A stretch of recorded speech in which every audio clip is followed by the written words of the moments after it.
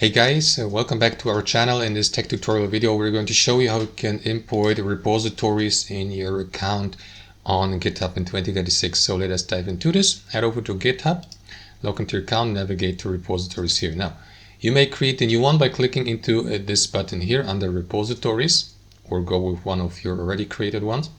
Or if you'd like to import one, for example, saved as a file on your database on your device, you may do that too by clicking into this Create Plus New button here. And from there, guys, navigate to Import Repository. And here you can import your project or repository.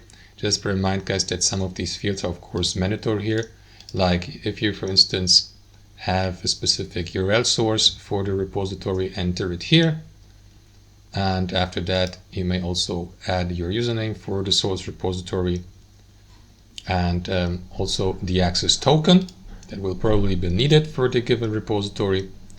And here, guys, you may give your imported repository a name, assign yourself or someone from your team, for example, as the owner of the repository, and set a visibility like public or private.